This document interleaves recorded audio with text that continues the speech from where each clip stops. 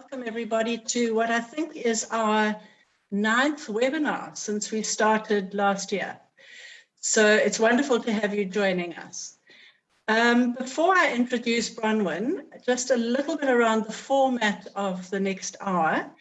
Bronwyn will be speaking for about half an hour, and then we are going to open to the floor for discussion and questions.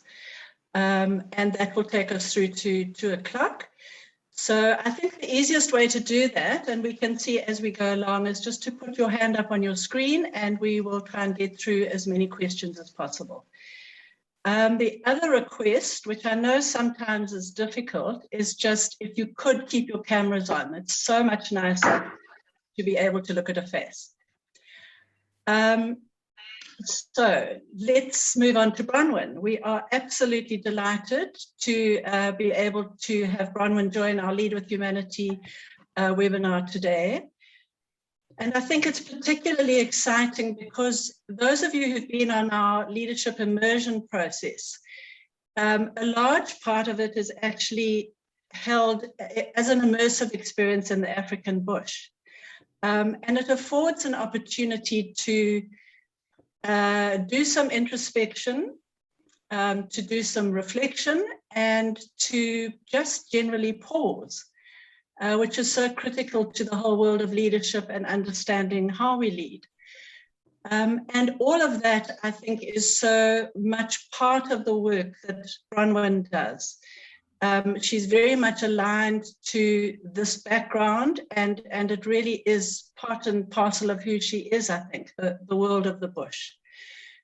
So, Bron, thank you for coming. And a little bit about Bronwyn. She is a proper bush baby. Bronwyn is 4th generation growing up in the bush, and has an absolute passion for the natural environment and the sustainability of that natural environment. She is also a mum to 2 gorgeous children, James and Jessica. She is a master coach, and I know there are quite a few coaches on our webinar today, so that's particularly good. Bron works closely with Martha Beck from America, and in fact, they run retreats together at Londolozi, which is very exciting. Bron is also a mindfulness practitioner, something very close to my heart. So I'm hoping and suspect we might have a little bit of that in the next half hour. She is currently creative director at Londolozi, doing very, very exciting work in the local communities and expanding out from that. So really, that's not everything Bronwyn does, but I think it's enough for us to get an idea of the incredible philanthropist and humanitarian that Bronwyn is. So Bron, over to you, and we look forward to hearing what you have to offer us. Wow, Lindsay, thank you so much for that introduction. And good afternoon to everyone. What a joy it is to gather in these times, and what a privilege it is to be together.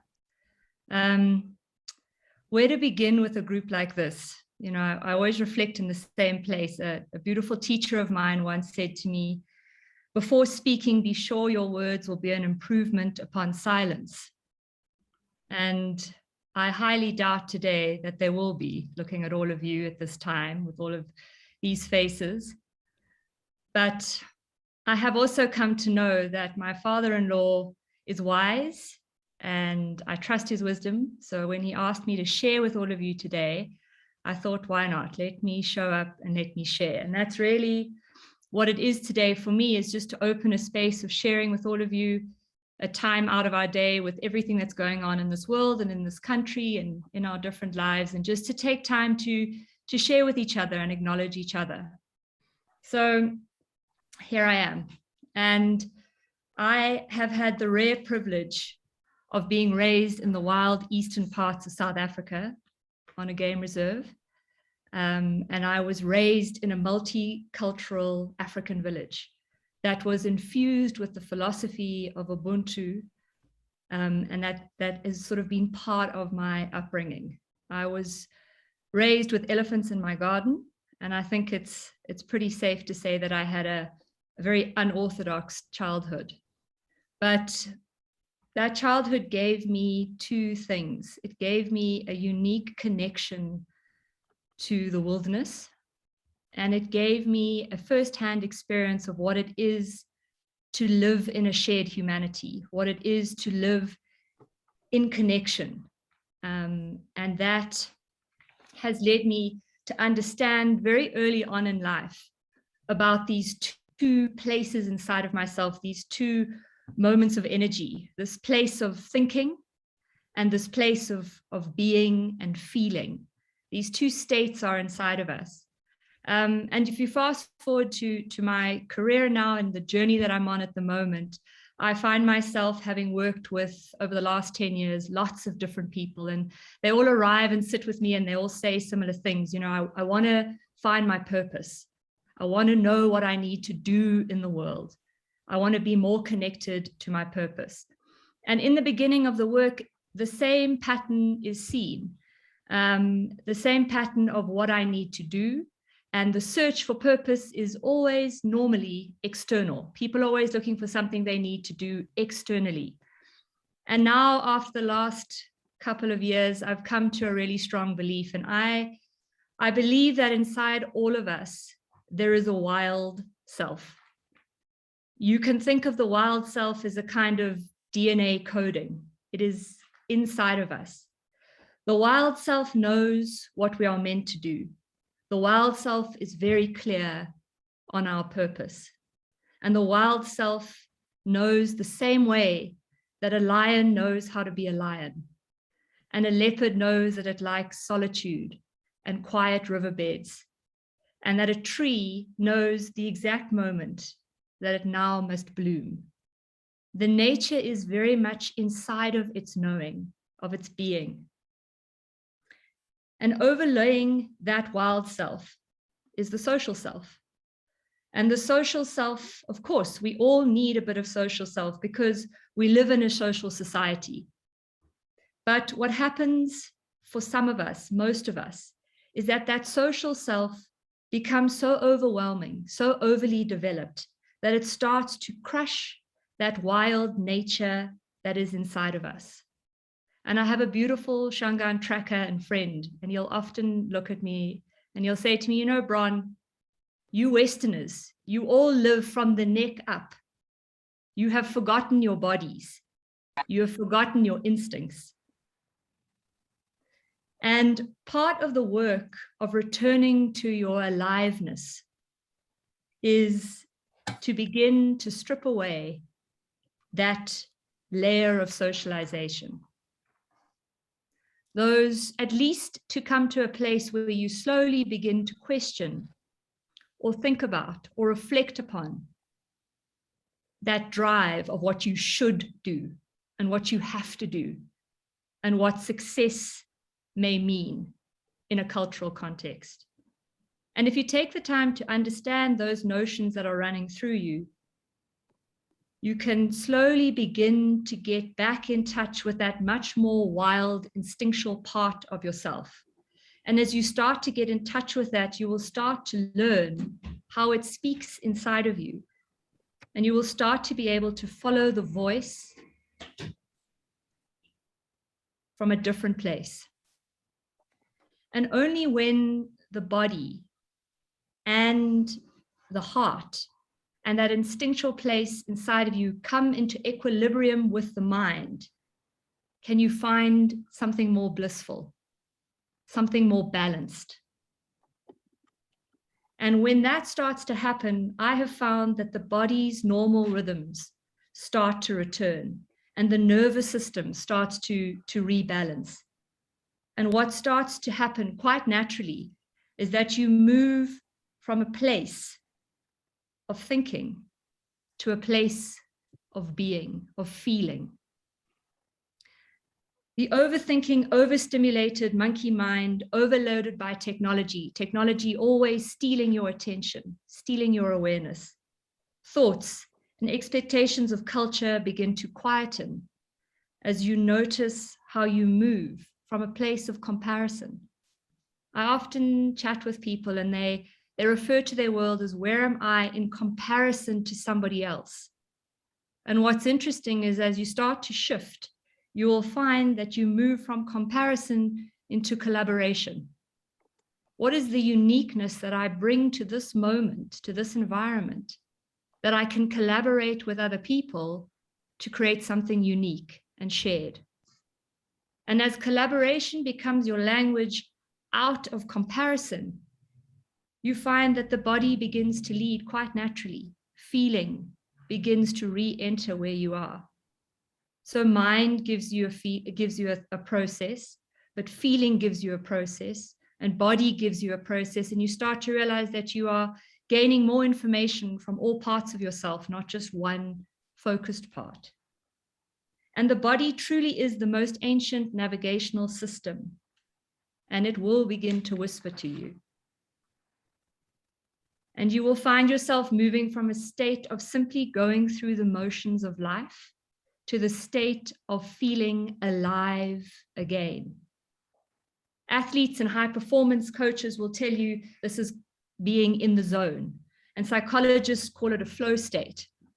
And I found this beautiful quote that I wanted to share with all of you.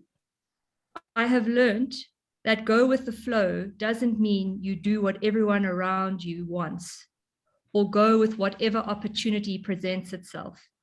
It means you go with your own soul's flow, even if that makes you appear rigid or inflexible, because you know, in actuality, it is a sharp intuition and a form of self-respect. On my retreats at Londolozi, we call it living from the wild self. And I believe this is what it means to be truly alive. And it is the state of feeling alive that is the state of being. It's required in order to truly embody who you are. And everybody who is alive has that centered place. That wild self lives in that centered place. And all of us have the ability to find that centered place and visit our wild self there.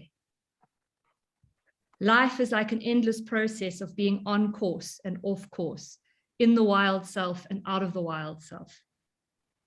And as I'm speaking, some of you may have a sense of that voice inside of you. You may have a remembering, perhaps as far back as childhood, where you just knew what your bliss was. You knew in the moment what you wanted, and it was clear.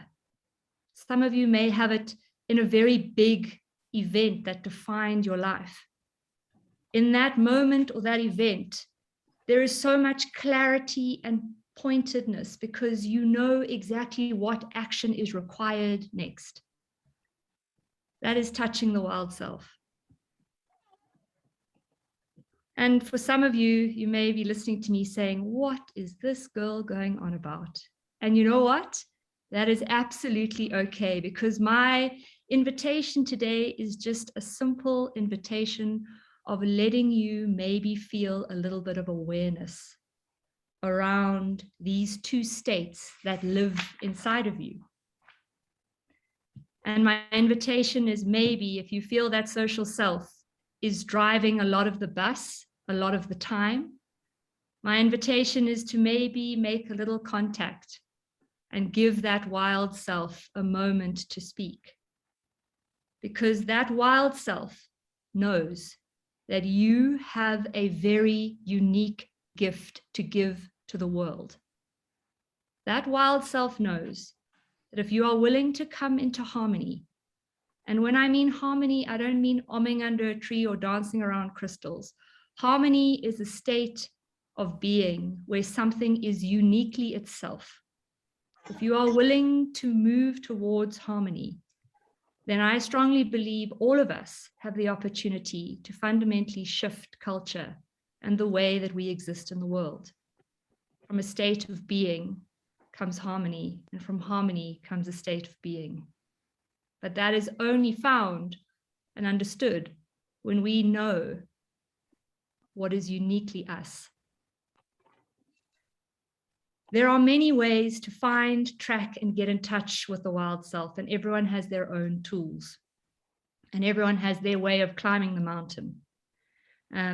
One of them is getting still enough to begin to just hear the voice or the call inside of you. And that voice starts always as a whisper. So you have to be willing to sit in the stillness for a while. So I thought today, although it may scare some of you, I thought today I would take you on a guided meditation.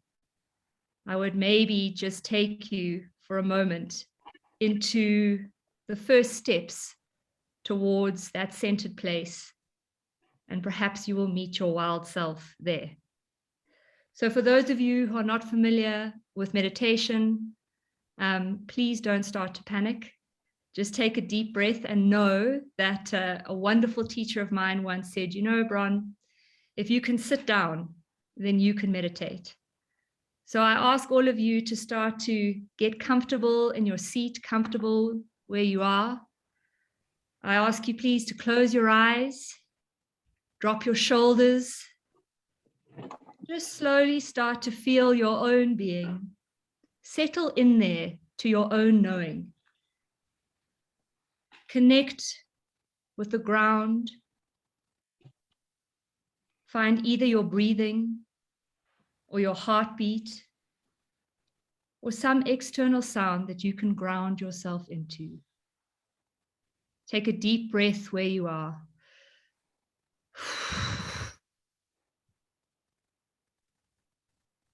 Allow those shoulders to drop down. And as you begin to deepen your breathing, notice how you are in fact being breathed.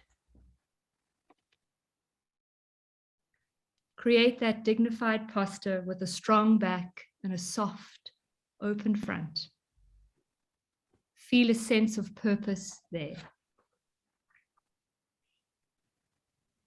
Now bring your attention to this moment.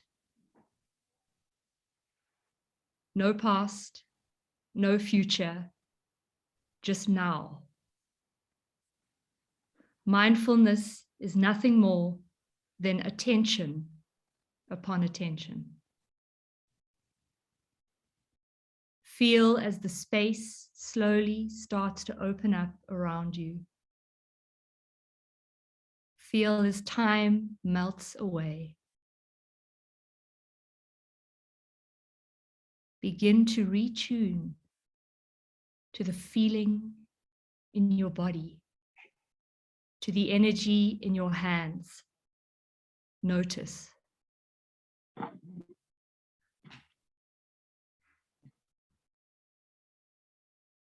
Breathe now as if breathing for the first time, as if remembering with what difficulty you came into the world.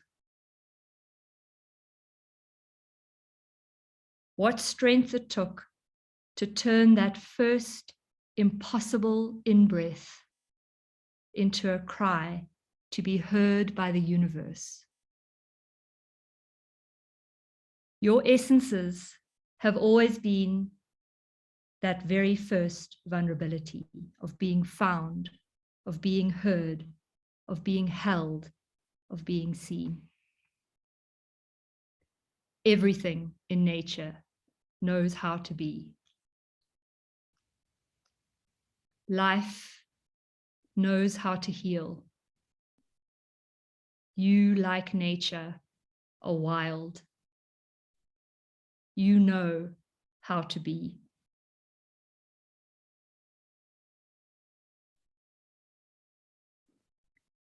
You awaken it with presence. Feel your heartbeat.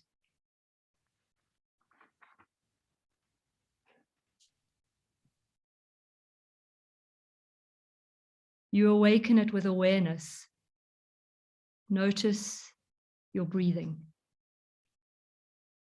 Notice. In your mind's eye, I want you to invite your wild self to come to you.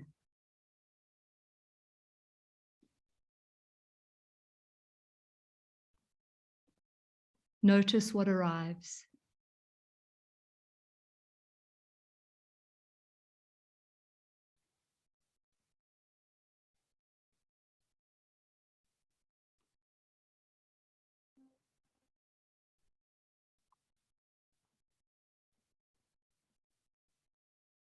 Gently ask that wild self, what is it that I need to know?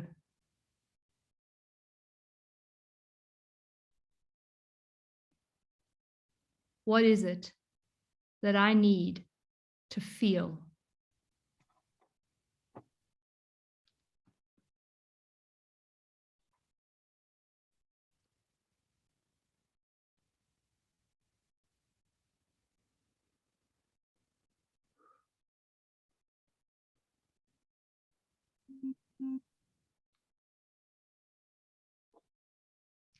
Feel the earth holding you.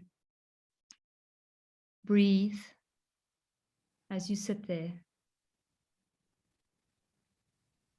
Gently, gently find that part of you that is a tree.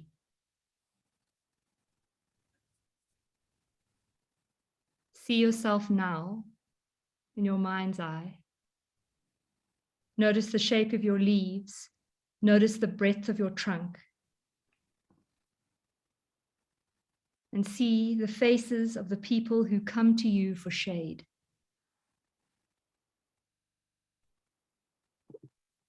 See how your branches offer shelter.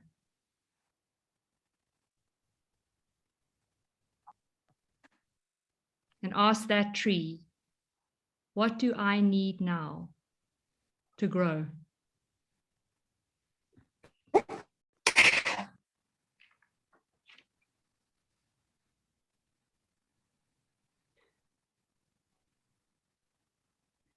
You are wild. Begin to feel the subtle aliveness of your own body. Imagine that energy moving past the neck into the heart space, down through the belly button, down through the legs, through the feet, and then ascending up, round, through the top of your head and re-entering. You are a part of life. Begin to connect with all of yourself.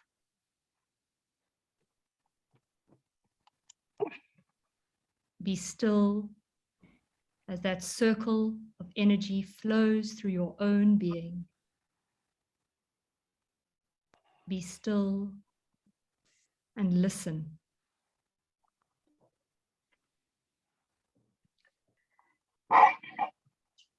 Feel your body.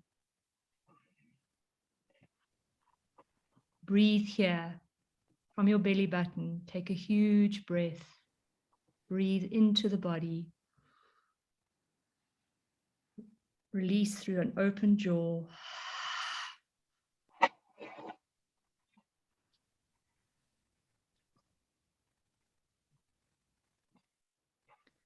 Trust that you know.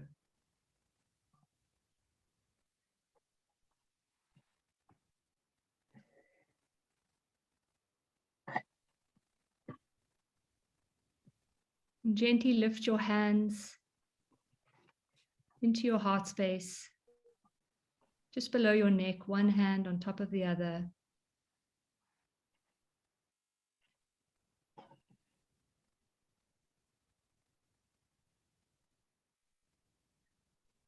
And just honor yourself there. Give yourself gratitude for taking this time to connect with your own wisdom.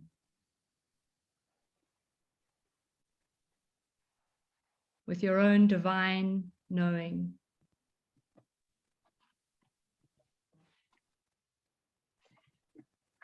When you are ready, just gently come back into the room. Just gently open your eyes. Rub your hands together. Just gently bring yourself back to all of us in this moment.